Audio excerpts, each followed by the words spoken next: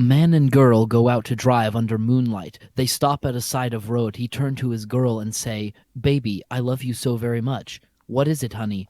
"Our car is broken down. I think the engine is broken. I'll walk and get some more fuel."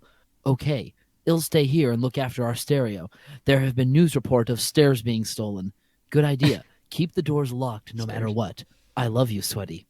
So the guy left to get fuel for the car. After 2 hours, the girls say, "Where is my baby? He was supposed to be back by now." Then the girl hear a scratching sound and voice say, "Let me in." The girl doesn't do it, and after a while she goes to sleep. The next morning, she wakes up and finds her boyfriend still not there. She gets out to check, and man door handle car door. Is this like Same. Man door, hand hook, car door. Is this like some absolute like slaughtering of the Hook story? How did they? Is that like one of those things where they read with a straight face all the way up until that last line?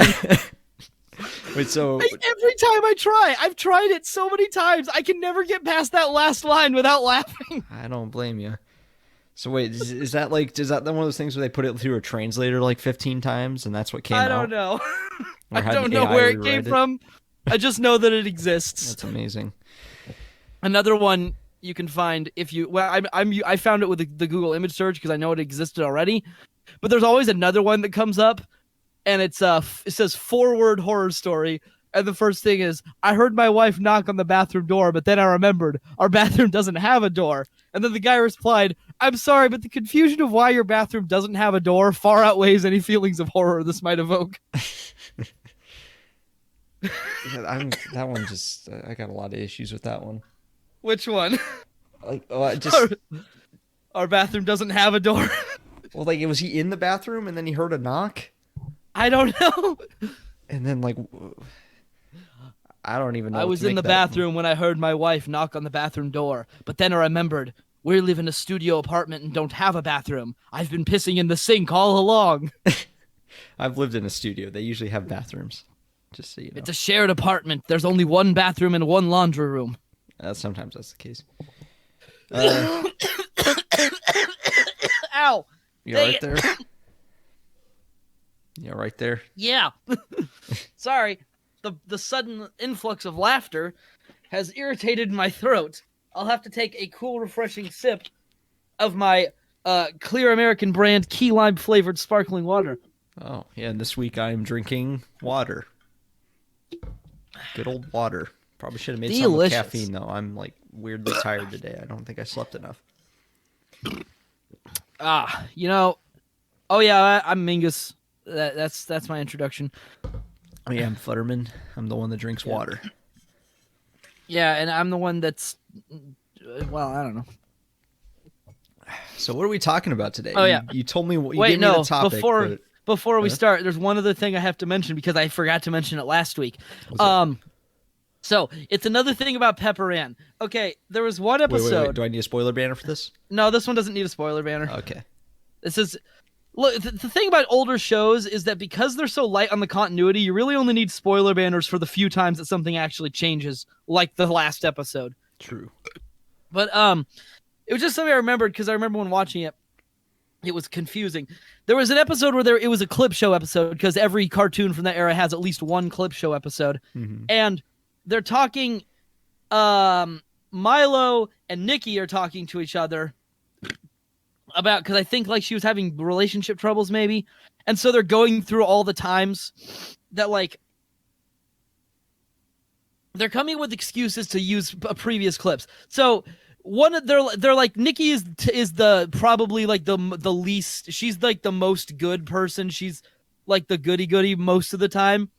But like they're like, well, you're not always such a goody, and they show clips of all the times like where she's gotten erratic or out of hand. But one of the clips they show is a clip of her like being really disheveled and betting at a dog racing rink. But the problem is that not only was that an imagination sequence that didn't actually happen, but it was had by a character who wasn't even in that conversation. So Milo is referencing a dream sequence that Pepper Ann had as an instance of Nikki not behaving so well, and it's like. That did what? That's just Not only is that cheating, that's like transcending reality and cheating. It's like, I know, it's like that. It's like, first of all, that clip is from a dream sequence. And second of all, that wasn't even a dream. That was a dream sequence that you weren't a part of. How do you even know about it? That's a good point. It was baffling to say the least. Oh yeah, you know that totally for no reason reminds me. There's something we totally didn't talk about during our last week's episode. What's that? When we talked about Spider-Man. So I'm going to throw up the spoiler banner. I'm dying. Throwing up spoiler banner because we're... Yeah, right? I'm dying. Yeah, we're talking about No Way Home again, briefly. Oh, yeah, hi. I don't even feel like... We could have gone into more. I didn't feel like we addressed everything. Well, we did have to cut it short. So let's just take a couple minutes here. I got the spoiler banner up. Let's talk about all the stuff we wanted to but didn't. For me, that's... Oh, here, I got to straighten out the banner here. There, that's better. All right. My favorite scene in the whole movie. I didn't even mention what that was. You probably can guess what it was.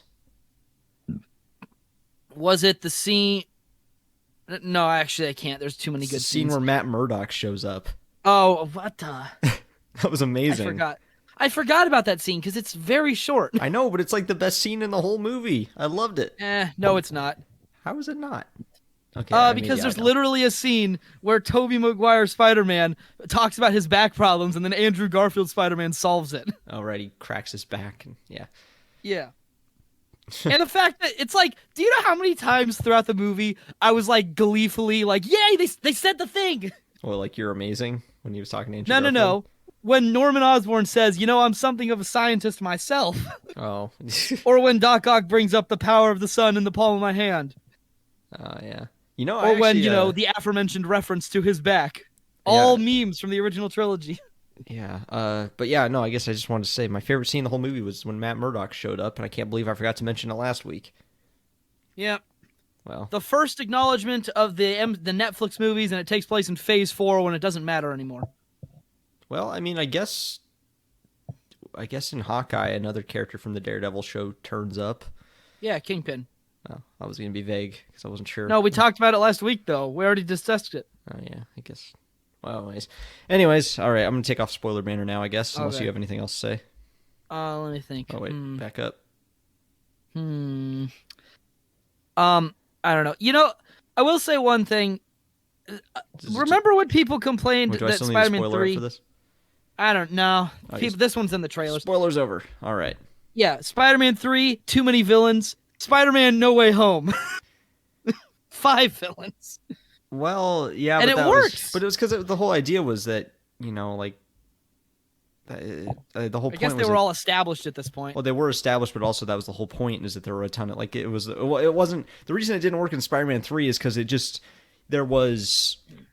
Okay, let's put it this way. In No Way Home, the 5 villains all represented one single threat, which was the universe thing happening, the multiverse thing happening.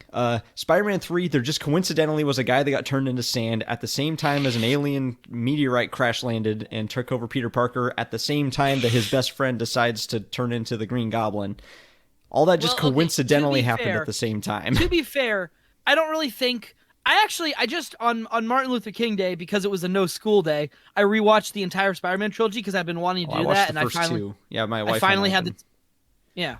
Well, I finally had the time to do that anyways. And now that I've seen the entire thing back to back, I do not think Spider-Man 3 is even a little bit of a bad movie. It is way better than I remember it being. Yeah, I gotta say, I don't think any of them are really bad. I think that Spider-Man 2 is probably the best one of the Raimi trilogy. That's what everyone says. Spider-Man 3 is probably the worst of the 3, but I still think it's pretty good. I mean, I enjoyed it. It's the worst by default. It's the weakest movie, but it's only compared to the other 2 movies, it's weakest by default. But even in Spider-Man 3, all of the stupid, the so-called stupid emo Peter scenes, they're not actually stupid. And the Sandman, here's Spider-Man 3's main problem, which you always knew, is that it has too much going on. None of the individual elements are actually bad. It's just that there isn't quite enough time. They don't get explored as much as I would like them to be. And it's Venom was forced into the movie, but honestly, the way he was forced into the movie is not really that bad. It actually works pretty organically. And especially if you watch Spider-Man 3 right after watching Spider-Man's 1 and 2, there's so much about the movie that just works a lot better. I think part of the problem with Spider-Man 3 is that most people, it seems haven't seen the movie in 10 years. So, but they've seen the memes of the movie, so they Yeah. remember the movie being mildly bad, and then they see all these memes that exaggerate it. So now we get to this year, and all everybody remembers is, oh yeah, Spider-Man 3. That's a terrible, cheesy, completely bad movie that everyone laughs at. And it's like, go back and actually watch it. It's not bad. It's not even a bad movie. It's just a less good movie. Yeah, I still liked it. I mean, honestly, you know what I think I like the most about the Raimi trilogy is just how good the characters are. Like, you care just as much of, like, I would watch an entire movie just about Peter Parker and the drama that fills his life if he never turned into Spider-Man. I would still enjoy that movie. You just get, like, the Spider-Man stuff on top of it, which makes it even better. Yeah. I don't know. I guess what I'm saying is that upon rewatching, I've decided that the the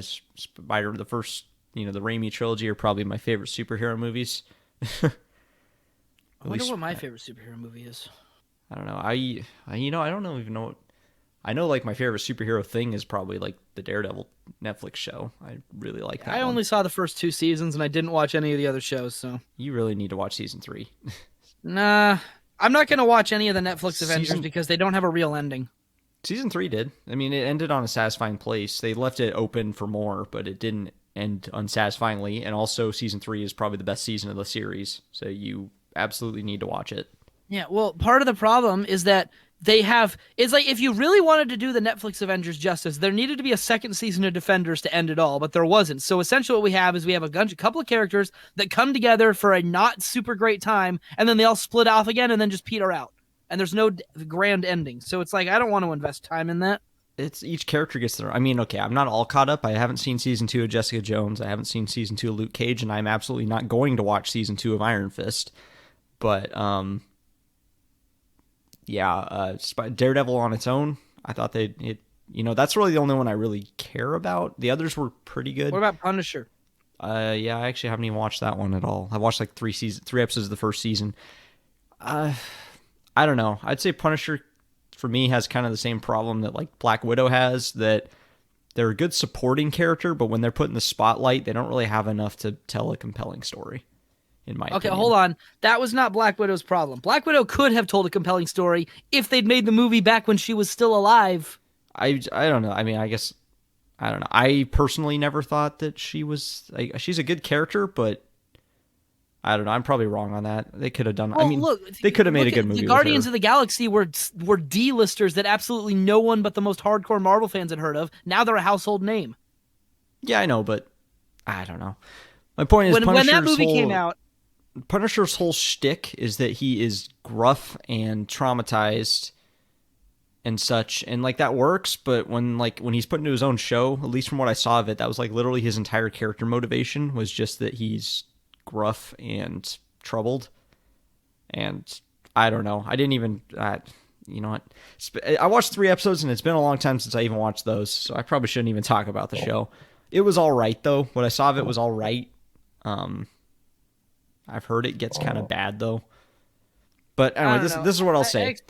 If you want to just at least get your like closure with Daredevil, watch first 2 seasons, then just watch the Defenders, and then watch season 3. Like, no, because I'd have to watch the other one that ties in. You Jessica really Jones. don't. Really. Dude, you know how I work. I know how you work, but in this case, I think that you really just shouldn't do that. I can't do anything halfway. I have to either do everything or nothing. Well, you're keeping yourself from watching a really great season of television from it then, because Daredevil season 3 is the best season of that series. But yeah, before you can watch it, you do need to watch the Defenders. Otherwise, you won't, like, it picks up in a place that you absolutely won't understand. Yeah. But I mean, there's no home media release.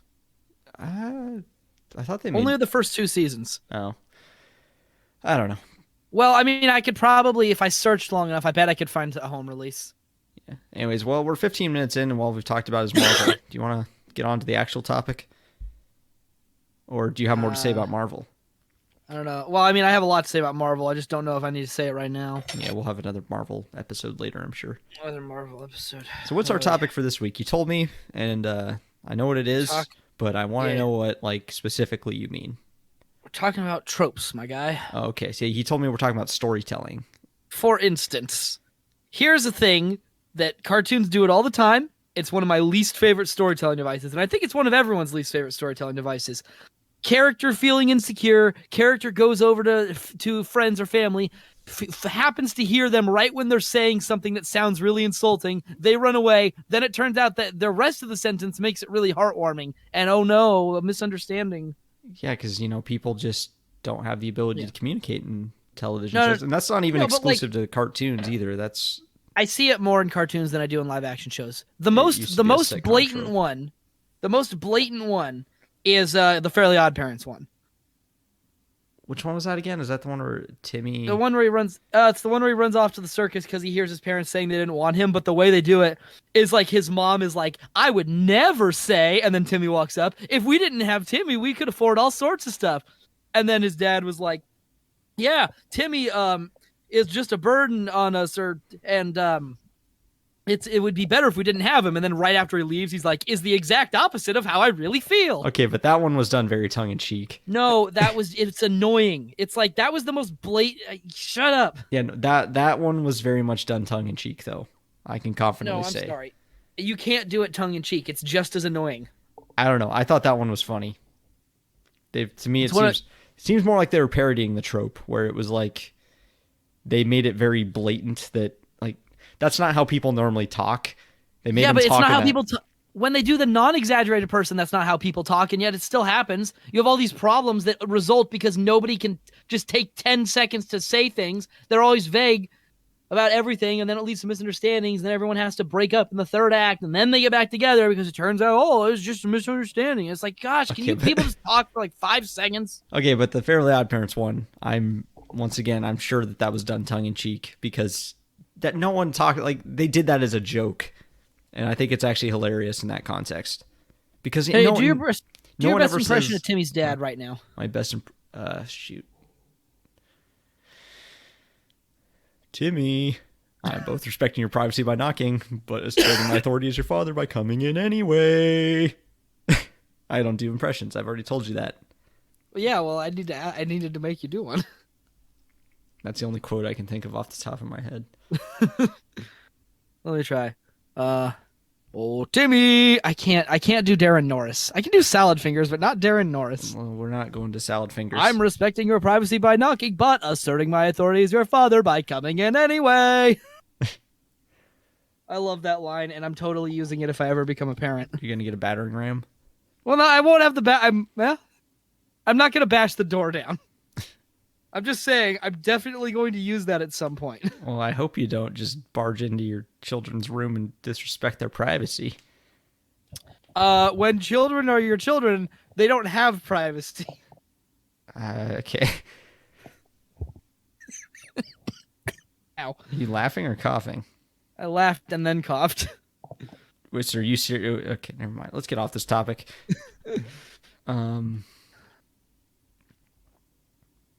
So yeah, storytelling and tropes. Let me think. What's one that really annoys you? That's what I'm trying to think of. I know they exist. You keep going on talking while I eBay. think. You share. I know you have more, so share one of yours while I think of one. Oh, okay. Right now I'm just checking on eBay, seeing if there's a season 6 DVD of The Fairly Odd Parents, because for some reason the season 1 DVD and the season 6 DVD are both out of print and impossible to find now, and they were Amazon originals, so that makes it even harder to find them on the aftermarket. But the season 6 volume 1 DVD is still in print, but it's missing 5 episodes from season 6. And I'm of the opinion that you should just stop with season 6. Originally, I always stopped at season 5 because then and then just put Channel Chasers last. But then it's like, okay, Wishology is the last time that anyone put any effort into the show. So if I take season 6, then I can end on Wishology, and that's a much cleaner break, and I don't have to rearrange anything. And season 6 isn't even that bad. It's just the beginning of when it starts being bad. Poof is less egregious than the friggin' dog or Chloe. What's the dog's name? Sparky? That Probably. guy. Dogs that he's in one season and then he's not in the next season and he gets replaced by Chloe, and then they start using Flash animation for the last few episodes. Well, hey, and it looks bad. Well, there's an annoying trope since introducing new characters just for the sake of introducing new characters. But what kind of new characters? There's a whole bunch of different types. I mean, really, any character that's only introduced for the sake of being a new character is probably bad, because it usually means the character is not super well developed. But if I had to pick one that I really hate, it's probably the one that's just like... Oh, wait, sorry, 1 second. I'm going to the character introduction index. Let's see. No, that one's usually done.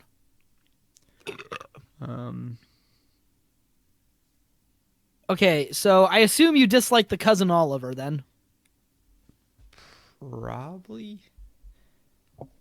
Dang it. Yeah, I lost my train of thought. Sorry, I had to answer a text.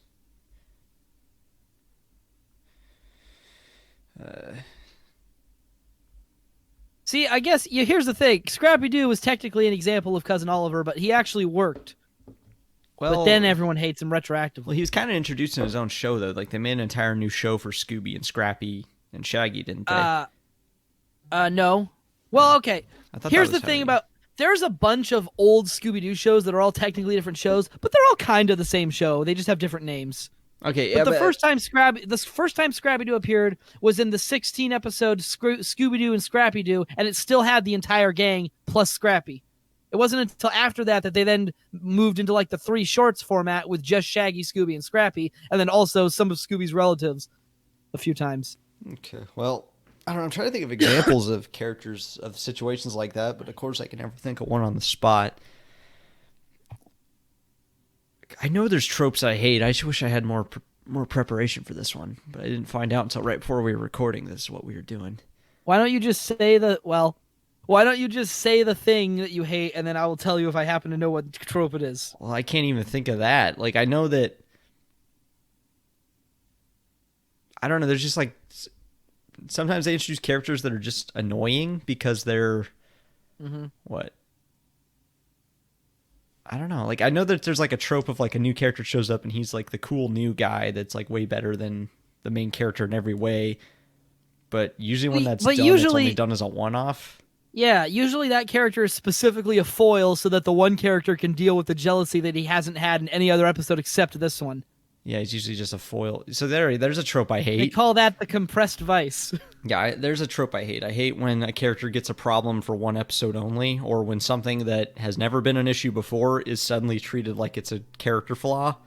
Yeah, like Falcon being black and acting like there are no black superheroes. Sure, yeah, that's a good example. No, it's not. It's a different problem. I just wanted to take a cheap shot at Marvel. I mean, it kind of falls in the same category, though. Like, and like we talked about in Falcon Winter Soldier, they kind of made up that problem a little bit. Like, that sounds really bad. Yeah. I just mean, in this context of the MCU, yeah, it was never an issue that he was the black superhero before. Him getting the shield in Endgame, no one made an issue of him getting the shield because he was a black man. And... Well, yeah, because it's the problem. The problem with that show is that ultimately it's trying to be a very social commentary show in a universe that doesn't do social commentary. Like, if that was just by itself, you might be able to make, oh yeah, me as a black man in a modern day. But it's like, okay, but you already exist in a universe where that's never been a problem. So to suddenly have that be a problem is really out of sync. Yeah. I like the ones where the new character is just introduced and then they don't explain it and then everyone acts like the character's just been there the whole time. You mean like in Rick and Morty with Mr. Poopy Butthole? No, that was a parody. Well, I know. I'm meaning when they just parody. actually do that. Yeah, I know. In Rick and Morty they did as a parody, but that's the exact trope that they're like about. In the second season of Sonic SatAM where Dulcie the Dragon is suddenly part of the cast with no explanation. There's no introduction. She's just there. The second season, she's just there. And everyone else knows her already. And it's like, who are you? Even better, she's left out of the season 3 webcomic. So Dulcie the Dragon is a weird anomaly now. Well, what's another trope you don't like? Okay, let me think. Okay. So here's one. This one is like, it's like one of those ones you're supposed to hate, but honestly, it doesn't. I don't think it annoys me as much as it should, as maybe it does other people. But like, there's definitely easy to misuse. What's your opinion on the whole idea of everything being a dream? It can be done well. If it's like, I hate when it's used as an absolute cop out, and I don't really think that happens anymore, just because it's so known to be hated. But it can be done well. Like, I'd say in like Wizard of Oz is a really good example of that trope, and that's also a very beloved movie. But it's like that entire movie is very dreamlike. It's very weird and strange. So the whole thing turning out to be a dream, it's like it wasn't actually that out of left field in that case. It's like you could totally believe that that's what happened. And also, I hate when it's done and then it's basically meaningless. Like if it's all a dream, so basically anything that happened doesn't actually matter. In like once again the Wizard of Oz example, like she had a bunch of character development and character growth while she was in Oz, so she comes back into the real world better off for it. Right? Or am I wrong on that? It's been a while. Does she actually change at all throughout the movie? Like I remember the big conflict in the beginning is that the witch lady is trying to steal her dog. And then she passes out and has a twister, and then I don't know. Did she have some conflict about hating where she was that was resolved by her learning there's no place like home? I don't totally remember. It's been a very long time. The last time I watched that movie was on VHS, if that gives you an idea. Probably same. Yeah. Okay. Well, I don't know. What do you think of the whole? I am wondering when people will start forgetting what VHS is. I don't know if anyone will ever forget, but well, kids still know what it is. Yeah, because they still learn what it is. I mean, we still know what floppy disks are. I still know what like a vinyl record is. Well, I guess vinyl records are still. Well, vinyl records made an ironic comeback. I don't know if it's ironic, but it's ironic. It's because it's irony in the sense that you're purposely engaging in something that is retro. That's a type of irony, I guess.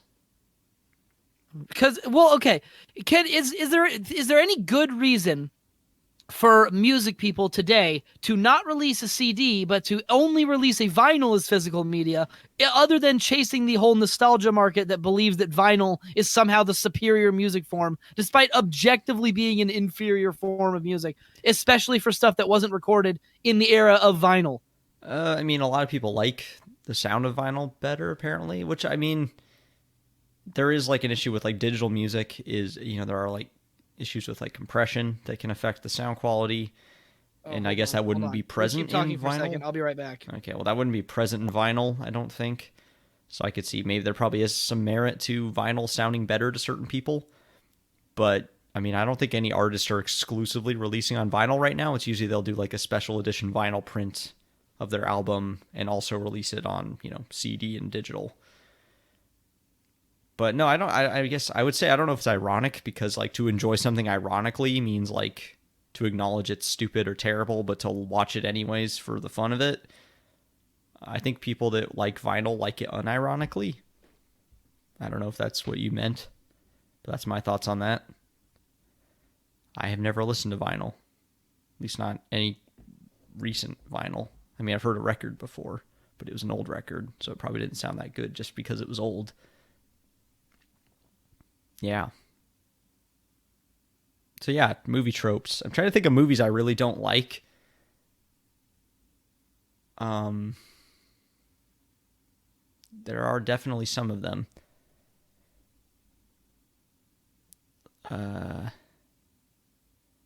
Hey, you know what? Let's just the Star Wars movies probably have a lot of the sequel trilogy probably has tons of tropes that we could tear apart. I'm back. What have you been talking about? I talked about vinyl for another minute, and then I started thinking of tropes, and I realized, you know what a goldmine for terrible tropes would be? What? The Star Wars sequel trilogy. Oh yeah. Yeah, it's got all of it. It's got new characters introduced just to be new characters that, started off good, but then didn't go well. You've got villains who are clearly dead returning just because they have no better ideas. Wait a minute. What? Oh, whoops. Hold on. I started typing in the name of the movie to search for it, and then I typed in Rise of the Skywalker, and I'm like, wait, that can't be right. That doesn't sound right at all. Like a horror movie. No, it's The Rise of Skywalker. Rise of the Skywalker. I thought it was just called Rise of Skywalker. I didn't think it had a "the" in it. It's Star Wars, The Rise of Skywalker. You know what I just realized is disappointing? Hux realizes the tragic truth. He lost the Star Wars. Wow. Actual line potentially from the script that apparently Trevor Al made. Oh, yeah, wasn't that the script for like Duel of the Fates though? The one that didn't get made? No, it's one of I don't know which George Luke. I don't remember, man. Well, because I thought there There's was a whole thing. there was a script that was released online at like recently, I think, or fairly recently, where it was the original like script for episode 9, but it was going to be called The Duel of the Fates.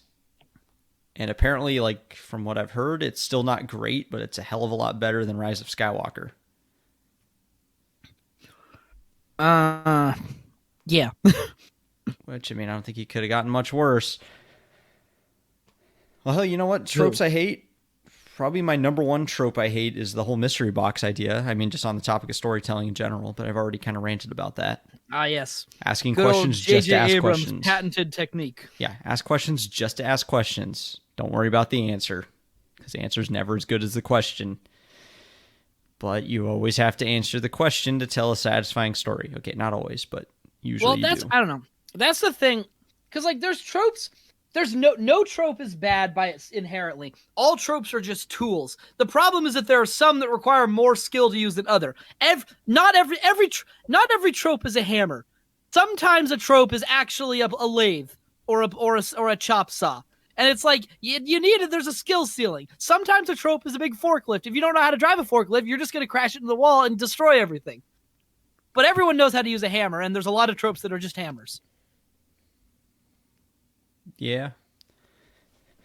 That makes sense. Yeah. So we're talking storytelling. Is there anything else other than tropes we could talk about? Yeah, it doesn't have to just be tropes. It can just be how stories are told. Okay. Which is like, this is my main hobby, man. Well, hey, we're at the almost a 32-minute mark. How about we take a quick ad break and then we continue? An ad break, you say? Yes. Well, I suppose. All All right. right, do it. Ad break.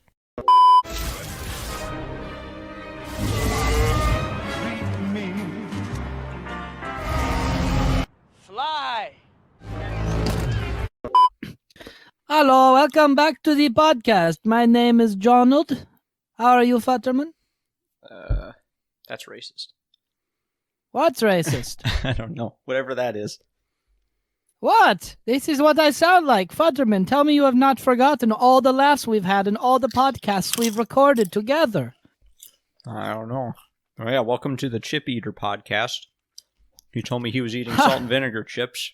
And I remembered I had salt and vinegar chips in my cupboards. Now I'm eating salt and vinegar chips. I love salt and vinegar chips. They are my favorite kind. Well, Remember, Futterman. Should we get the discussion going with eating sounds for background? Yes, the discussion of various tropes we hate. I'll tell you one thing, Futterman. As Donald, I really hate many of these. So is this how we're doing the rest of the podcast? What do you mean the rest of the podcast?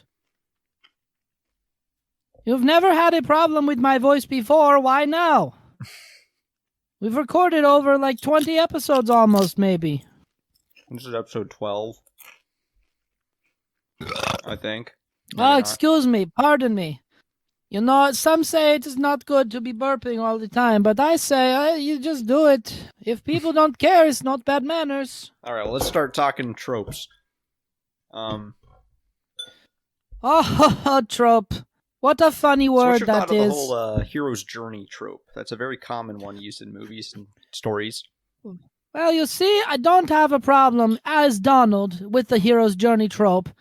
I think that the issue you run into is that people act like things being a cliche is inherently bad, but it's like you realize that the whole point of familiar story beats is to get the work out of the way so you can focus on the characters and the writing. It's just because it's been done before doesn't mean it can't be done in a new way. Hero's Journey, just standard format. You have the writing and the characters is where really you make the work for you. Yeah, no, I have no problem with the hero's journey, personally. Who does? I don't know, I was just curious what you thought. Yeah. I wonder how much the crunching is coming through.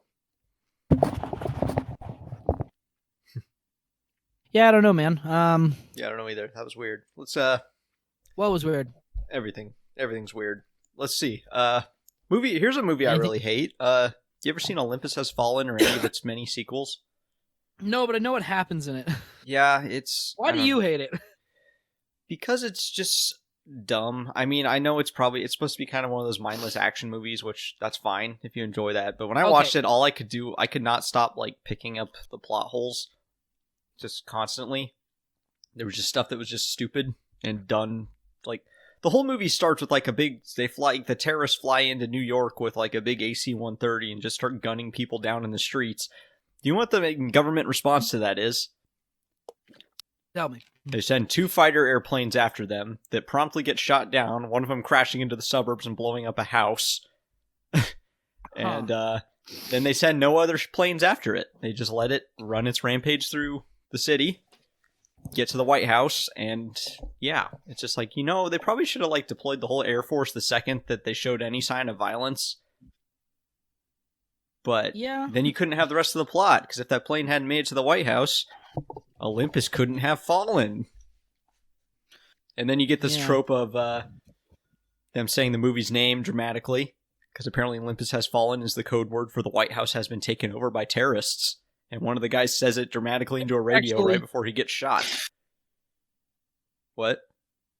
Is it actually? Probably not. That's dumb. I think it's a lot more efficient just to say the White House is under attack. Or White House Down, which is actually a movie that came out at the exact same time as that one. And had the same White plot. House is only the White House would only be a priority target because of who's in it, not because of the White House itself. Oh yeah, no, that was the whole idea. Is they took over the White House and then they took like the president and his cabinet hostage because apparently didn't they escape though? I thought the president's the main guy. He's not the main. No, the main character is Gerard Butler. Maybe I'm thinking of Independence Day, where the president actually does stuff. Yeah, he flies a fighter jet. No, in Olympus Has Fallen, the main character is Gerard Butler, who was the president's... he was formerly the president's bodyguard, but then the president's wife died, and the bodyguard held himself responsible and, quit, and now he's just your stereotypical down-on-his-luck protagonist who gets drawn into the action again because he's in the wrong place at the wrong time. Doesn't the second movie begin with him being like... I didn't watch the second one. I hated the first one. Oh, okay. But hold on. Let me ask Donald. He's seen the movies. Donald, what about you? Oh, I love Olympus Has Fallen. Okay, This is I my think Donald's favorite gonna be movie. a problem. Why? He's racist. He's not racist. Someone's this is gonna just say how it he is. sounds. Who is listening to this? I talked to Mingus over here. I know all the people by name who are actually listening to this. Which accent is this even supposed to be? I don't know. I think it's vaguely based off of Oscar Kokoschka from Hey Arnold, and I don't even know what he's supposed to be. He's just a douchebag. Honestly, it's probably a conglomerate of various wildly voices. Eating chips until Donald goes away. Man, don't be rude to Donald. He's been here with us the entire time. You can't be rude to one of the founding members of the podcast. I get it. You're doing the trope. Ha. I get it now. What trope? Dude, this is reality. Reality doesn't have tropes. Apologize to Donald. Yes, apologize. Yeah, that. All right, I'll be done now. Jeez, man, I was wondering when you'd pick up on that. I mean, I'm running on little sleep here. And also, we just talked about it. The whole idea of introducing a character who's never been there and then acting like they've been there the whole... We just talked about it. Why did it take you so long to pick up on that? I don't know. Hey, how loud is my crunching anyways? Are you crunching right now? No. Not at the moment, I'm not. Anyways. Well, I thought you were going to crunch so I could hear. Oh, well, okay. Ha. Was it loud? Are you crunching right now? I couldn't even hear it. All right, maybe it's not an issue then. I heard you going, ah, and then there was just silence. Well, I mean, Discord kind of filters the sound, though, so. Yeah, I hear you're crunching. Yeah, this is a potato chip podcast now. We're doing the audio version of mukbang, or mukbang, however the hell you say it. Is it not mukbang? I'm assuming it's not in English, so it'd probably be pronounced like mukbang or something. But I really don't I didn't know. even. I just thought it was a made up word to describe that specific thing. No, it's. I think it's a. Well, I could be wrong. Let's look it up. Let's see. Mukbang. Somehow Palpatine returned. Definition. Especially in South Korean. So it's a South Korean word. Also known as an eating show. So that's what mukbang is. Oh, Yeah, and it's of course it pronounced came from mukbang. Korea. What's that supposed to Of mean? course it just doesn't surprise me. I've seen some of the things that come out of Korea Well, sometimes. Squid Game? There are things that they're interested in that is weird from my perspective. Well, at least you admit it's from your perspective. So yeah, anyways, Well, Olympus my Has Fallen. perspective is the Didn't only care for one that I movie. have. Oh yeah, fair enough. But yeah, Olympus Has Fallen. I didn't care for that movie. Lots of plot holes, but yeah, the whole thing ends up being like the president's held captive because him and like 4 other people in the White House have like nuclear launch codes, and the terrorists want to steal them. And then, Well, okay. See, it's here's the thing. Saying that something is a dumb action movie, that is not as comprehensive a defense as people seem to think it is. Because it's like, something can be a dumb action movie and still make sense within its own context. Well, The problem is that people like say, oh, it's a popcorn movie. It's like, it should still make sense, though. There should be a logical through thread. Even if it's the most formulaic thing ever, there should still be it should still make sense. If it has plot holes, then saying it's a dumb action movie doesn't actually defend it, because that means it's a bad dumb action movie. Well, I know a lot of people that enjoyed the movie. I don't actually know how it did critically or anything. I'm pretty sure it didn't do well. Probably not, but they made 2 sequels. Hold on. Well, that doesn't mean anything. Look how many Jurassic Park movies there are. Well, the first Jurassic Park was really good, and they're just Yeah, milking the but- nostalgia from that one. They haven't been good since then, and yet they keep making them. Yeah, Jurassic World was just okay. Wasn't terrible. Jurassic World Second 2, one on the was other bad. hand. Yeah. So yeah, let's talk storytelling. How about, I don't know, how about blending genres? I mean, I kind of remembered that with the second Jurassic World. They kind of went for that horror movie component to it. What's your favorite examples of blending genres in stories? Genre blending, eh? I can go first. Okay, yeah, if you have one. Yeah, Alien, sci-fi and horror. That's a classic example, and it's done extremely well. It's just as much a sci-fi movie as a horror movie. I don't even consider that to be a genre blending. Sci-fi horror is just its own category now. It's a type of horror. It's a subcategory of horror. Yeah, but it blends sci-fi with horror. I know, but I don't think that's a genre blend in that case. Well, not anymore, but when Alien came out, that was kind of... Well, I mean, I guess there were cord sci-fi is horror not- movies before that, but... My cord's not long enough. Give me a second.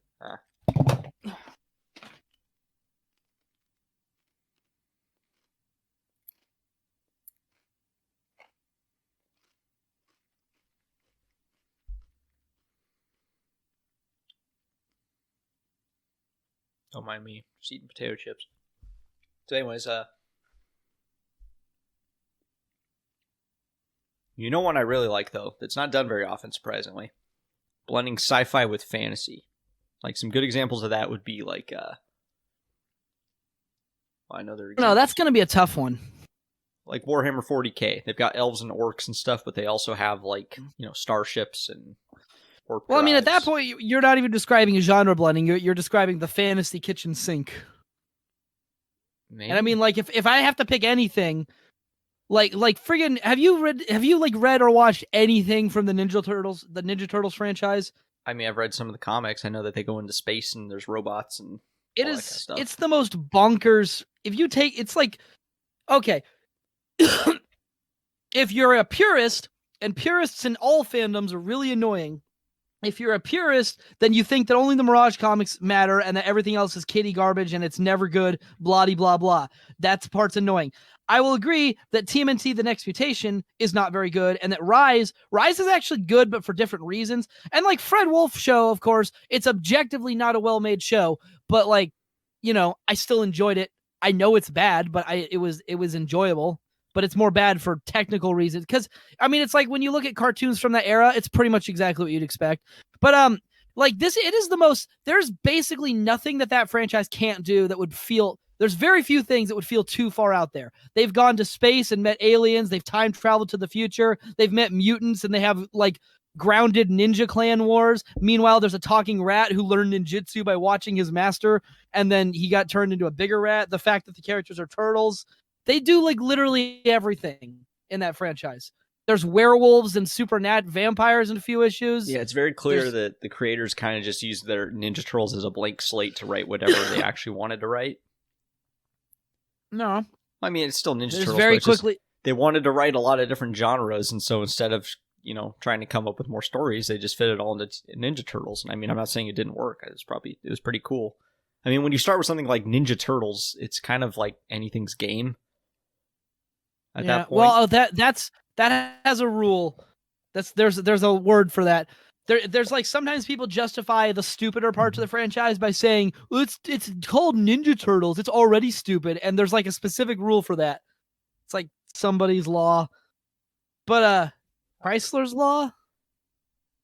Hold on. I don't know the rule for where somebody says it's about talking turtles.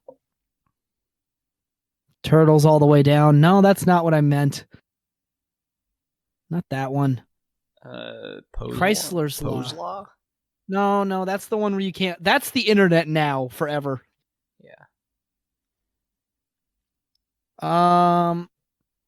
Law. Maybe Chrysler's law. Oh yeah, there it is. It's Chrysler's law. Sooner or later in a discussion about Ninja Turtles, somebody will refute. Will try to refute the other person by citing the fact that it's Ninja Turtles. Huh. But here's the thing, I don't agree with it as the catch-all defense, but also I'm kind of the mind that it's like, I mean, when this is your starting point, there's kind of a lot of room for anything else. Yeah, I mean, there are probably things that Ninja Turtles couldn't do that wouldn't work. And I mean, I don't know. Try to name one. I've read and watched literally everything in this franchise, so name one and I'll see if they haven't done it. I actually can't think of an example. Maybe I'm wrong. Name something you think wouldn't fit in this franchise.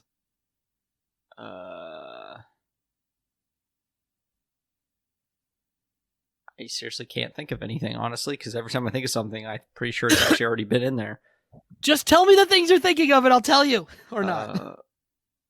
Fairies? Fairies, let me think. There might have been fairies. Unicorns? Probably. No unicorns. Oh, well. See, the fact that they don't... There could be a unicorn. I say, that doesn't sound that out of place, though. That's the problem. All right, come on. Do it. Think of the most out of place thing you can think of. Shoot. What about a discussion of societal values and gender equalities and using mutants for stand-in for oppressed people and a bunch of gender non-conforming characters who preach about social acceptance? I'm guessing that because you just said that, they actually did that? Yes, they did it! The IDW comic hasn't been good for the last 2 years now. Did you stop reading it? No. Well, I mean, kind of. I haven't read it in a while, but I'm still collecting it. Why are you still giving them money if you hate what they're writing? Because I'm hoping that they will fix it when the new writer gets back. Okay. And also because my stated goal when I started collecting comic books was my initial goal was collect every Ninja Turtles comic. I can't exactly have done that if I don't get every IDW one. I guess. And also, that's the other thing. People always point to Mirage being the best one, and it's like, okay, guys, maybe Mirage Volume 1, but if we're being honest, but like on average, there are like the quality of Mirage comics is incredibly inconsistent. Like, yeah, when the stories are good, they tend to be really good, but when they're bad, they are really bad. And there's so many different little short stories that like just are with bad art or bad writing, and there's a bunch of inexplicable plot points in the later volumes that are just like everything in Volume 4. Volume 4 starts out really interesting, and then it meanders into nothing. Here, I'll tell you what Michelangelo's subplot in that volume is. All right? Put up the spoilers banner. I'm going to tell you some stuff that happens in Mirage TMNT Volume 4. All right, spoilers up, and I'll just be eating All potato chips. Yeah, and I'm sure you don't care about this, which is why I'm sharing it with you. I sure don't. Here's what Michelangelo does in Volume 4. He's a tour guide in an unhappy life because First Contact recently happened, so now aliens are everywhere and they can walk above the surface. He's unhappy with his life. He meets he almost causes an international incident. Then he meets up with an alien princess, hooks up with her in about a day, and they fall in love. Then they hook up. Yeah, they hook up underwater. She lays an egg that may or may not be his. Then he gets arrested and thrown into space jail. Then he breaks out of space jail and then becomes a genocidal maniac trying to kill all of the aliens of the species that she was a part of. And because they never actually concluded the subplot or explained any of it, that's what we're left with. So there you go. That's what Michelangelo does in Volume 4. So when you say hook up, you mean like actually hook up? Like I know that it's the Mirage comics. You've sometimes used hook up to mean like. Oh no! In this case, no, they banged. Okay. Yeah, no. The turtles have sexual relations in the original comics. So that was the one that I would have said wouldn't fit, but I didn't want to say it out loud because that's gross. No, it happened. It's happened. Well, I rest my case. Let me think. Let's see. What does Donatello do this whole time? He goes to after Splinter dies. Like Splinter dies, by the way, in Volume 4. Ouch. You want to know what up until this point? What the only other well, now there's two, but do you know what the only other version of Ninja Turtles that Splinter actually died in? The first one? In Mirage Comics, he died of old age. The other version he dies in was the Nickelodeon show. Whoa. The first Nickelodeon show. Do you know how he dies? Do you want to know? Does it involve the cheese phone? No.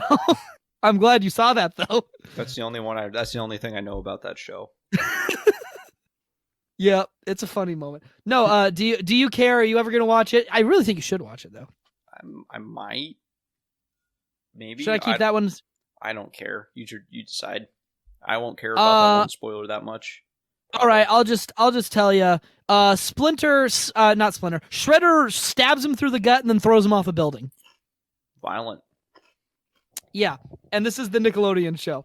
For so, kids, by the right? way, here's the thing. I refute people who say that show is just kiddie garbage. It's like, no, it's not. They used to say that about Clone Wars. Well, but no one does anymore. No. I don't know. But anyways, and now, of course, he also died in the IDW comics, and that was the last good issue. But in Volume 4, here's what Donatello does. After that, he goes to South America with a group of explorers. They run into a bunch of velociraptors that all talk like Gollum from Lord of the Rings. Then he gets hit by a shrink ray. Then everybody else gets brought back to normal size, but he remains 2 inches tall. So he builds a robotic body for himself that looks like his old body, and he goes around in that for the next 10 issues. All right, then. Should I take this spoiler Raphael now, or are you still in this volume? Raphael for this volume. Leonardo has the most boring arc because in the Mirage comic, here's the thing about Leonardo. Until the Nickelodeon show, where like he actually has a personality, like that was literally a selling point. They were like, when was the last time you could say Leonardo was your favorite turtle? And you can't, because when he either has no personality because he is forced to play the straight man, or he's a complete and utter dick like he is in the Mirage comics. Like Mirage Leonardo is like not a pleasant person. His whole identity is wrapped up in being leader. But like so basically when there's no one left to lead, what does he do? And he becomes really selfish, controlling, and just bitter and not fun to be around anytime the group goes their separate ways. And he just at the end of the day, he does not know how to cope because he has nothing outside of that identity. He spends the whole volume trying to figure out why Karai is going crazy, and it involves the battle nexus, the Necronomicon probably, and then an alternate universe Shredder who's actually related to Splinter somehow. And then Splinter might not actually be dead. He was also in the battle nexus. And while all this is going on, Raphael got bitten by vampires and turned into a giant Gamera-like monster, and he ran around for 16 issues. Then he got turned back to normal, and none of it mattered. Huh. Volume 4 is not good. Let me just say that. All right? It's full of it's like here's a quote I heard once, is that a good comic tells you a lot about the characters and a bad comic tells you a lot about the writer. Volume 4 tells you a lot about Peter Laird. He puts all his own things. There's an alternate reality where Al Gore was the president. There's product placement shilling for Mac computers, like at least twice. There's just all he shills for Moto Guzzi, which apparently is a motorcycle brand or something. And like the whole time, there's just no sense of pacing. Like you have, like it takes so long for anything to happen because all the 4 characters get split up. So we end up in a 4 lines, no waiting situation where every character gets like a few pages per issue to actually move their plot along. And meanwhile, what's actually happening in the plot doesn't Go. There's so many questions. Volume 4 just keeps raising questions, never answers any of them, and then eventually it just stops, and none of it was concluded. That's the thing about Mirage Comics. After Volume 1, where they have the big old City at War thing, after that, every single long-term plot point was never given a conclusion. It's been up to the efforts of fans to give it conclusions, like semi-official conclusions. Mirage kind of has a conclusion because Odyssey came out, and that's, by the way, that's the other. I have 2 exceptions to my fan fiction rule, my no fan fiction rule. One of them is the season 3 webcomic for Sonic, and the other one is any TMNT comic that Andrew Modine was involved, because that guy knows what he's doing. And like, they use Jim Lawson as the artist. What is your fan fiction rule? Screw fan fiction, keep it away from me forever, burn it with a stick. I think that's unfair. All right. Well, Except for things. Wait, I just took the spoiler banner off by mistake. Are we done with it? I don't know. I could keep going. Should I take the you banner want me to off keep going, not? or do you have you thought of anything in the meantime? I mean, I know more we could talk about, but it seems like this has turned into the Ninja Turtles episode. You talk about something. I've talked for a while. Okay. Well, I guess on the topic of fan fiction, it's like, I don't think it's fair to say it's all bad. There is bad fan fiction for sure. I guess what I would say, I guess for me, what would make a good fan fiction, I haven't read a lot of fan fiction, but good fan fiction is probably something that actually like expands or takes place within the universe of whatever they're writing without really interfering with it, but also like, I don't know, I guess it's better to give a bad example. I hate fan fiction that is just basically putting self-insert characters in to whatever they like. And just doing it very shamelessly. And I think the best example of that's probably the Harry Potter fan fiction. I think you know the one I'm talking about. Oh, you mean My Immortal? Yeah, that one's honestly, I to this day I don't know. Let me pull it up. I have it archived on a Google Doc. Of course you do. I felt like I should save that one. If you want to see something amazing, Internet Historian did a production of that, I guess is what you could call it. It's like animated, like kind of animated, but mostly it's just like a dramatic reading of it. It's absolutely amazing. But I think to this day, I don't know if anyone actually knows if that if it was satire or not. Yeah, because like if you read like the author like posted notes, like did like author's notes with every chapter, I guess, as people were reading it. Mm-hmm. And I don't think it was. I don't know. I think my theory is it was written in sincerity, and then they just kind of shifted their goal to satire when they saw the way it was being taken. That's kind of my guess. See, you're a lot more charitable. In my mind, people are bad at writing. That's why not everyone's a writer. So I could totally believe that somebody wrote this and is just bad at it. You've seen the movies of Ed Wood and Tommy Wiseau. I haven't actually seen The Room, but I'm familiar with it. Well, you know about The Room. Yeah, I saw The Disaster Artist, which is a movie about and of course, the patron saint of bad movies, Ed Wood, bless his soul. You can't see it, but I'm doing the cross motion. Plan 9 from Outer Space was incredible. Yeah, you've seen that one. Yeah, we watched it together on and Laserdisc, no doubt. Yeah. To give you an idea of the kind of person I am, I have a flat screen TV, and then immediately under it is a Laserdisc player. And the flat screen is held up by cinder blocks. Yep, and it's all right next to your Xbox One. Which is next to an Xbox 360 that has been disassembled but still functional. Yeah, I think we've discussed your zombified Xbox in the past. Hi, my name is Ebony Darkness Dementia Ravenway, and I have long black ebony hair. That's how I got my name. With purple streaks and red tips that reach my mid-black and icy blue eyes like limpid tears. And lots of people tell me I look like Amy Lee. If you don't know who she is, get out of here. I'm not related. Gosh, why are there so many brackets? I'm not related to Gerard Way, but I wish I was. We're done. Stop. I'm a vampire, but my teeth are stop straight and for the white. love of God. Stop. I'm also a all right. I'm just gonna out-crunch you. Fine. Oh. What? Well, you know what? What did I just inadvertently challenge you to a crunch off? No. What? Well, let's just say that my revenge for Kingdom Hearts I've now decided what it will be. You're gonna eat potato chips the whole time? No. Because that would be funny. Maybe. Probably no. not. Oh, what no, you're gonna? But what you're gonna? I'm reading the entire thing. I don't think we can get away with that. Yeah, we can. I don't think it's open source like that, is it? I mean, I guess it kind of is. Internet Historian did it, but me reading it is a different thing. Read alouds are allowed. Yeah, I guess she didn't. I don't know, because I know you can't do that with like actual books. You can't just do like your own audiobook and sell it or whatever. But we're not doing that. We're doing a transformative podcast where we discuss it and make fun of it. Or in other words, I read it and then you die inside. Well, I mean, I guess. Okay, well, you got to finish Kingdom Hearts first, though. Oh, I know. That day will come. There's two more hours of this that I got to sit through. And I was going to do a different thing originally as my revenge, but based on your reaction there, I think I figured out the perfect revenge. Okay. Now, before we move on, hold on, I'll find it. You know what? I'll just go with this one. Before we move on with our subject, I'd like to take a brief break and read you this. In one of the states of America, some years ago, there suddenly came on a violent storm of snow, which was nearly the death of a party of workmen who had finished their day's work, 9 or 10 of them. The distance was nearly 20 miles to the camp, and with thick falling snow, their clothes felt damp. As they set out for their camp, which was in a large grove, and to reach it manfully against the storm they strove. The wind blew very hard, and the snow was falling fast. Still they plodded on, but felt a little downcast. And the snow fell so fast they could scarcely see, and they began to think they were lost on the wild prairie. Okay, They suddenly noticed marks of footsteps in the snow, which they found were their own tracks as onward they did go.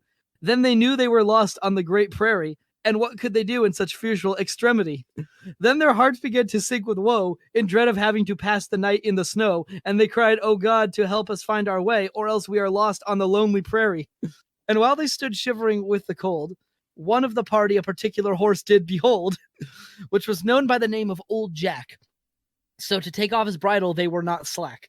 When the horse was let free, he threw up his head and tail. Stop you? I'm almost done. Okay. Which seemed to say, "Follow me, and ye will not fail. So come on, boys, and follow me, and I'll guide ye safely home." Wait, no, home safely. And they cried, "Old Jack can show us the way, so let's follow his tracks without dismay." And with the falling snow were chilled to the bone, but the horse seemed to say, "I'll show ye home." And at last they gave a shout of delight when they saw their campfire burning bright, which to them was a cheerful sight, and they caressed Old Jack for guiding them home that night. And they felt thankful to God for their safety, and they danced around Old Jack with their hearts full of glee. And Old Jack became a favorite from that day, because he saved them from being lost on the wild prairie. Is that the end? Yep. What the hell was that? Thoughts? What the hell was that? More foreshadowing. All right, then.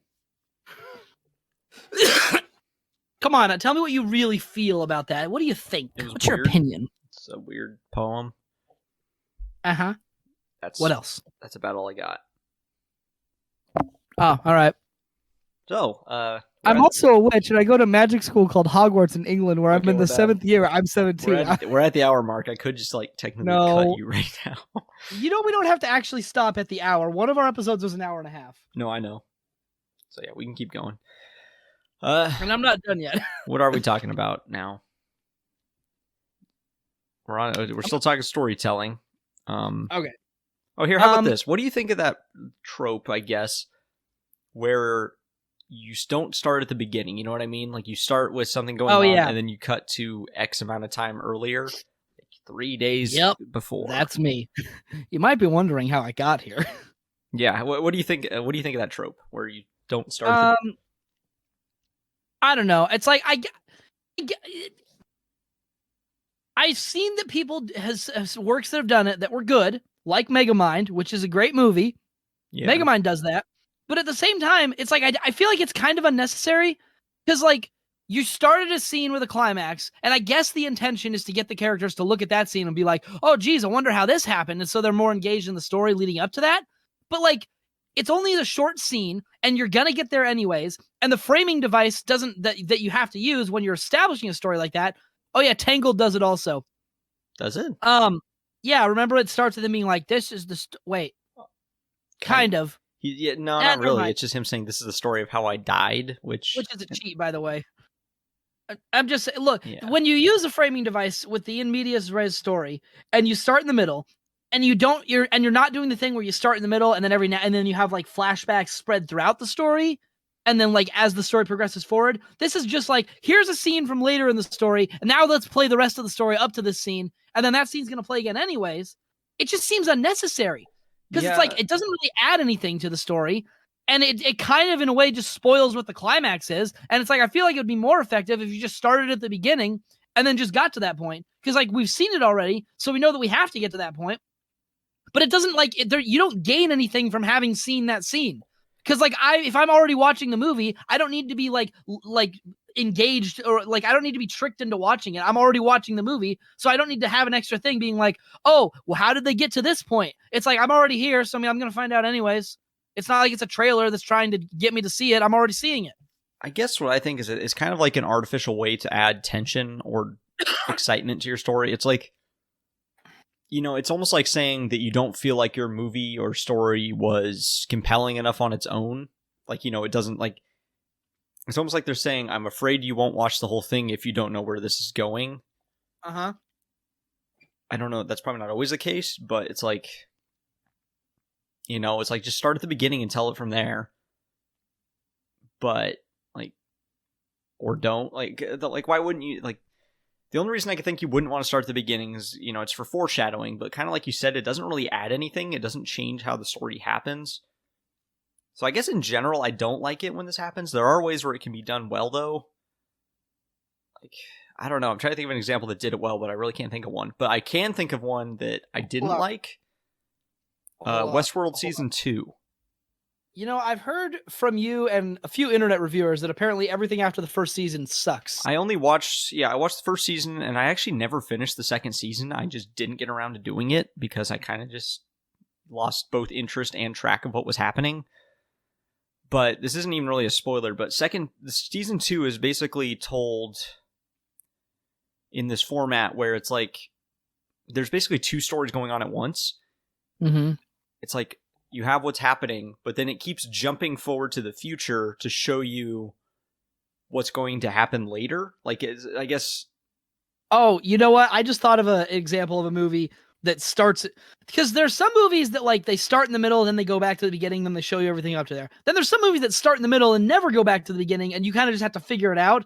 And those are usually the ones that do it badly. This one did not do it badly because it was intentionally confusing. Primer.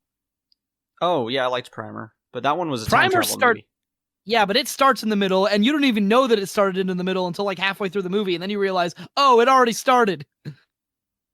That wasn't even the beginning. Yeah, it's been a while since I've seen Primer, but yeah. Well, okay, here, put up the spoiler banner for a second. Okay. Because, so where does it start again? Well, because like it starts with them with the trying to make the time machine, but Yeah. then halfway through the movie, you find out that the one guy has already gone back in time, and that the entire time he was already living through a timeline he'd already been through. Yeah, but no, he didn't go back until after they built the time machine. No, that happened earlier. Wait. He already went... Never mind, it's too confusing to talk about on a passing... No, because what had happened was, like, they discovered the time machine, and then, like, pretty much as soon as they, like, as soon as they figured out that you could travel back to the beginning, like, that's when the one guy had started doing it. Like, Mm-hmm. He didn't travel back to before the movie started, did he? Yeah, he did. No, it's like, because when the movie starts, at least one of the characters has already been through at least one iteration and is already doing things. Oh, no, you're right. Yeah, because of the whole thing at the party with the guy going crazy. Yeah, that part. Right. So, like, when the movie starts, they've already gone through a thing, and we're already in the middle of the movie, but we don't even know that we're in the middle of the movie until halfway through the movie. Yeah, well, that was a movie where that trope is done really well, but that's because it was a time travel movie. Yeah, well, so, like, the beginning and the ending aren't necessarily, like, concrete in a time travel movie. Like, okay, you know what? I'll tell you an example. I just thought of one, and it's one that we both know and hate. Should I leave the spoilers up or take it down? No, you don't. That's our policy. No spoiler protection for the Rise of Skywalker. Oh, all right, then. Yeah, taking spoilers down. Rise of Skywalker's getting spoiled. It's a Darbo movie. Let's spoil this crap. All right. Yeah, so, if you somehow haven't seen it, don't ever watch it. Or yeah, watch it. You're better for not seeing it. Pretend it doesn't exist. Watch the original 6 movies and just live your life in peace. Because like that movie just starts. He's already on the planet getting the Sith Wayfinder, and then he just finds Palpatine, and then Palpatine's already back, and then they announce it through Fortnite. So like the movie already starts in a new place from where the last movie Yeah, no, I don't started, necessarily and mean... it doesn't explain any of it. That wasn't... I mean, okay, yeah, starting in medias res is a trope that can be problematic, but I was more specifically talking about when it starts in medias res and then cuts back to the beginning. Mm-hmm. That's the trope that I find annoying a lot of the times. But yeah, I don't know. Starting in the middle of the action can be effective. There are movies that do that well. But yeah, Rise of Skywalker, that one was awful because there were way too many questions they needed to answer that they just didn't. And the only reason they didn't is because they were too lazy and had written themselves into a corner and didn't even know how to answer that question. So they just didn't. They just pretended that it was answered off screen and that everyone doesn't care. Yeah, I still see that line, somehow Palpatine returned, that is held up as an absolute, like, that is, it's like it's placed on a pedestal of bad writing. Like, that is, like... It's so good. Yeah, like, I love that. It was like a Twitter post or something someone made, but they said, if you ever feel bad about yourself, remember that a professional screenwriter wrote the line, somehow Palpatine returned, and it got put into the movie. Yeah, it's a weird thing, because... Like, I've said it before, but, like, we really have gotten to a weird point in pop culture, which is not for the better, that the only difference between fan fiction and official canon is an editor. Because everybody who grew up with it now is already familiar with it, and now they're writing for it. But now we're getting, like, fan fiction quality stories in the official canon, which usually is what the editor is supposed to weed out. Yeah, it's just... I don't know. I think, honestly, it's almost a product... At least... That was really, I think, the biggest problem with the sequel trilogy is they had too many people working on it. It's like... You know... They had too many people, and one of them was Kathleen Kennedy. Yeah, sure. I don't know. Let's see, I had another point I was talking about, though, that I totally lost track of. Before we started talking about Primer, what was I talking about before Primer? A movie that annoyed you that used the medias res trope. Did you ever say the name of the movie, though? That's what I'm trying to remember. I don't think I did. I don't know if now I can't remember which movie I was going to talk about. Crud. Oh, no. Oh, no. Oh, no. You know, you gotta love All-Star Batman and Robin, The Boy Wonder, starring Batman and Dick Grayson, age 12. That sounds because of the way the timeline in this comic is set up. Batman kidnaps Dick Grayson, age 12, and then drives around with him in his Batmobile. But like the comic timeline is so mixed up that apparently there's two possibilities. Either the cops stopped trying to look for him, put his picture in a milk carton, and then distributed that milk carton to grocery stores where you can see a missing picture on it, or Batman was driving around with Dick Grayson, age 12, for like 6 weeks in his car before getting to the Batcave. The timeline in this comic makes no sense, but it is hilarious. Have you read it yet? I don't think I will be reading that. Yes, you will be. We're talking about it eventually. Well, now I know that. I told you that before we started. That was a long time ago. Yeah. Anyways, in medias res. Long time ago. What was I talking about? Jeez, I'm okay. losing my So mind you here. thought? Okay, hold on. So you thought that it was a live action movie? I think so. I don't know. And you thought it did it badly? I can't remember where I was going. So I had let a me point I was see gonna if make. I can find it. I'm pretty sure I was talking the only about one's it. here. Well, no, I think I was talking about a movie specifically, and then I had another point to make about it, but then we got sidetracked. Yeah, well, the story of our life. Yeah, it doesn't matter. If I don't remember, it's let's not see. important. Hold on. I'm gonna go through the list of in medias res films that are listed here. Let's see. Deadpool, Butterfly Effect. Deadpool was one I Eternal- think that was done pretty well, but just because that show, like, you know, part of the movie was breaking the fourth wall. Yeah. And it let Eternal you start with that Sunshine fun of the action Spotless scene. Mind. That's a good movie. Yeah, that's actually one No, that. Don't list the good ones. I'm going through the list to see if you remember Well, the no, I one think that you don't that like. one's a good one to talk about though, because it's kind of one of those I situations. don't know what it is. Oh well, I've never seen that movie. It's a movie. Well, let's take a minute to talk about it then, because it's a good movie. It's a movie. Right. It's one of the times Jim Carrey did a serious role. Is that the one where the guy wants to erase his memory? Yes, yeah. He goes through a painful breakup and decides to erase his memory of his girlfriend after he learns that she already erased her memories of him, because in this world there is a company that does that. They erase memories of people for you. because that's the healthy way to cope with loss. But yeah, no, it's like the movie starts in medias res, but when you first watch it, you may not even realize that it is in medias res. It's like it just starts with him. Wouldn't it start with the ending? It does start with the ending, but you don't know it's the ending really at first. At least Yeah. I didn't. Like it starts with him meeting the girl, right? But Yeah. then like you find out later this is, or I guess I probably should put up a spoiler just in case. But basically, put it up. okay, spoiler banner's up. But he meets this girl, and like they go on a date basically, and things are going well. But then it cuts back to the beginning, right after he has just. It cuts back to when he's just broken up with this girl. So you think, okay, it just jumped forward, and so what it looks like is it jumped forward in time to after he broke up with her. That's kind of how it comes across. But what it actually did was jump back to the beginning to after he broke up with her the first time, and the movie actually ends with them meeting each other again, having both erased their memories of each other, and then they decide to start dating again. But then like they basically they end up finding out that they had dated before and that they had their memories erased, but decide to say screw it and date each other again anyways. And that's where the movie ends.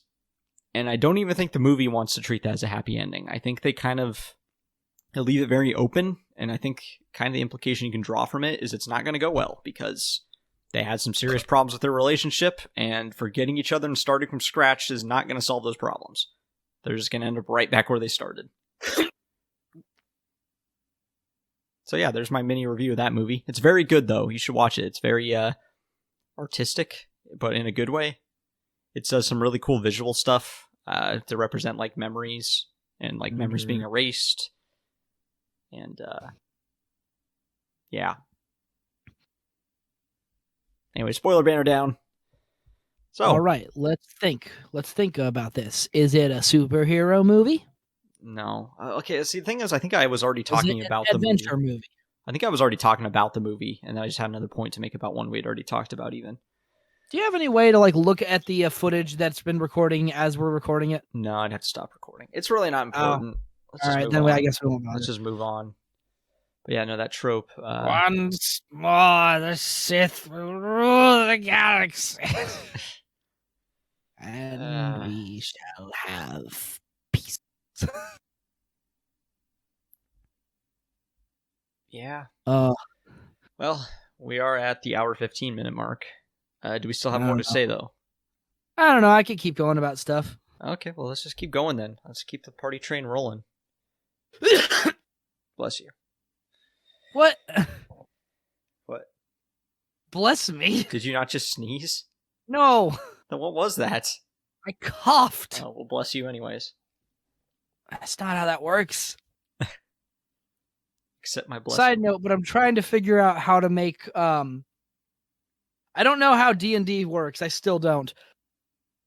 I want to make a character, but I have to figure out how to get close to what I want within the rules of the system, because it's like there has to be rules to this. I know there are, You can because there'd be nothing stopping me from making it all powerful if there Yeah, weren't. there's just download a character sheet and there's like a guide you can follow. I've made a character before, didn't end up using him because the group that I was going to play D&D with kind of sucked. But yeah, I have a passing familiarity with D&D. I've never actually like played it formally, but I am aware of how it works.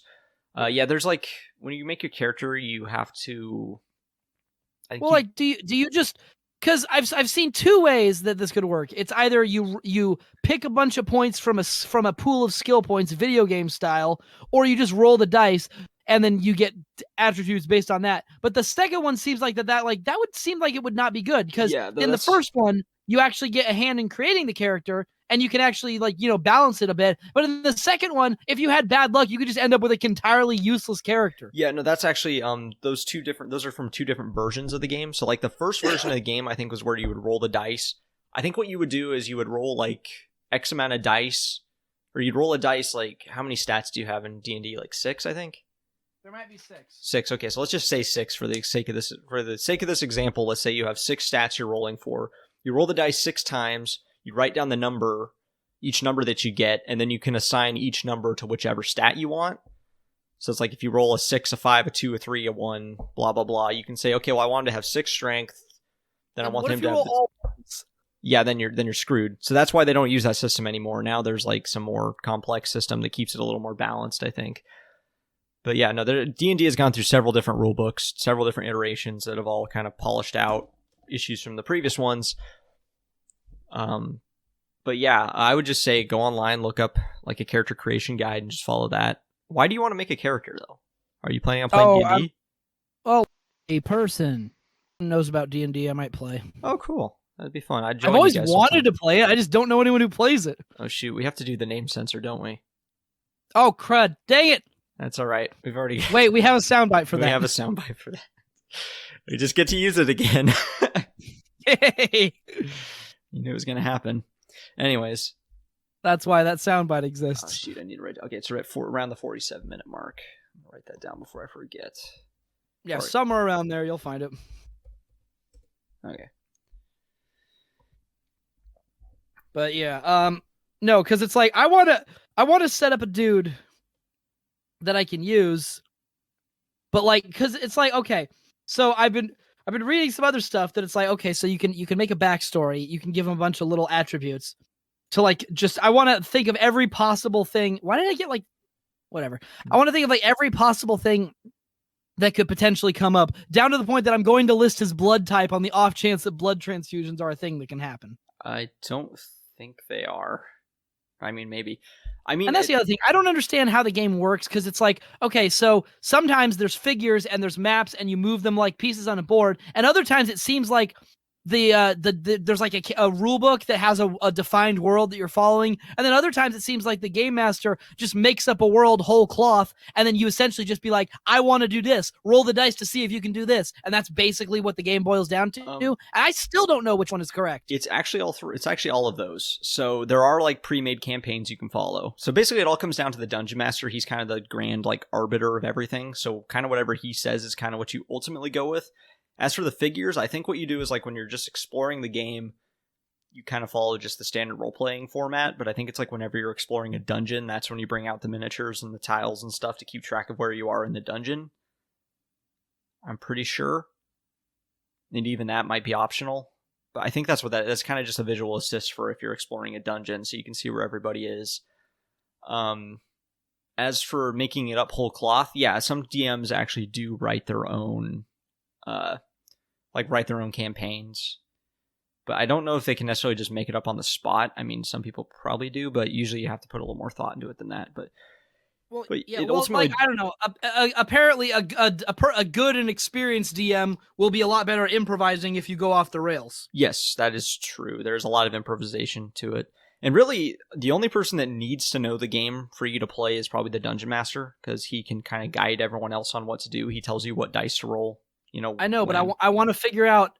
I need to figure out enough so that I can make my character before I start, because I have some ideas for what I want to incorporate, but I want to figure out what I can actually do within the rules of the game. I would say go on YouTube and look up some games. Like I think there's actually like an entire YouTube channel. I want to say it's called like Critical Role or something. For example, I've told you before what my ultimate plan was for my character, right? I don't think so. To essentially have a wizard that uses a collection of paper talismans. Do you know what a paper talisman is? Yeah, I've seen Naruto. Yeah, but essentially paper talismans that just so happen to resemble a deck of Uno cards.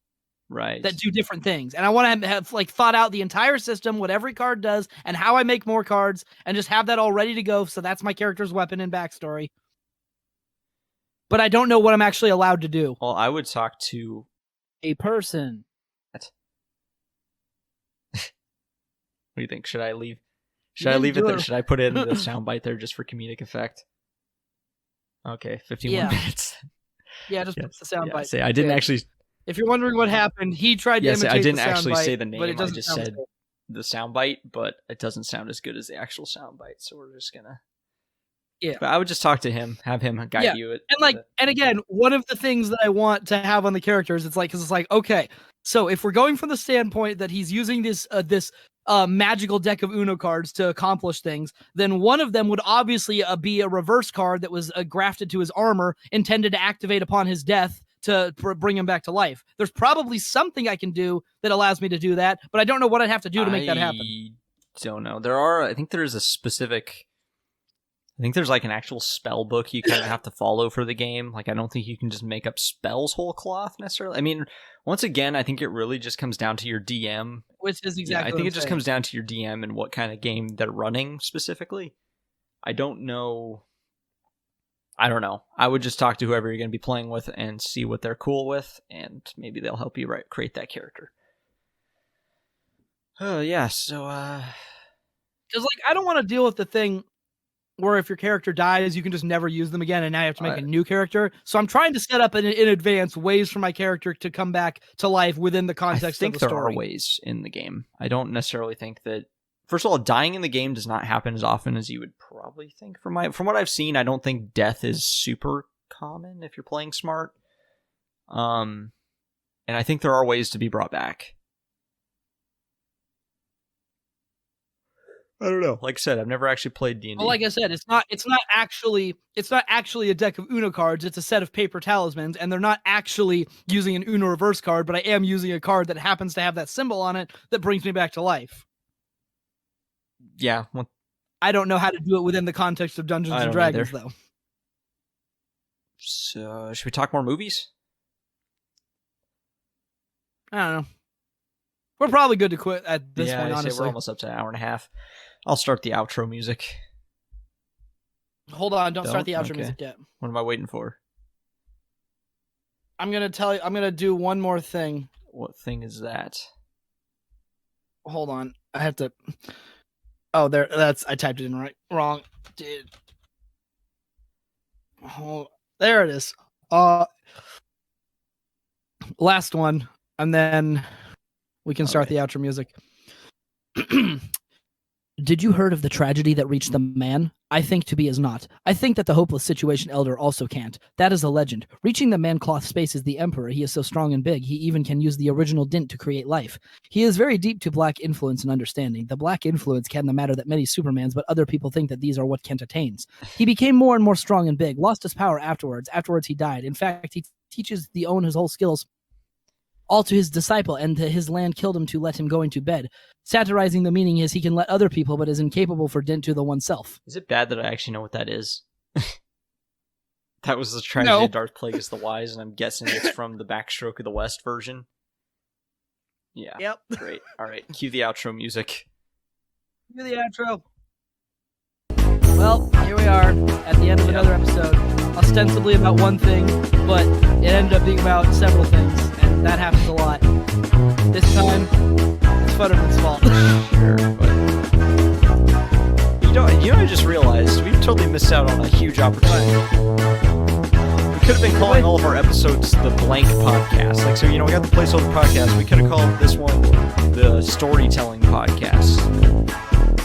No, I know. I thought of that initially. That was the whole reason why it was called the Placeholder Podcast. But then I thought it was just funnier to write weird episode titles. Yeah. And I thought, it was an idea, but then I was Anyways, emails in the description, realplaceholderpodcast@gmail.com. Send us... Real Placeholder Podcast Official. Real Placeholder Podcast Official @gmail.com is in the description. Send us an email. Send us fan letters. Tell us you get real jobs.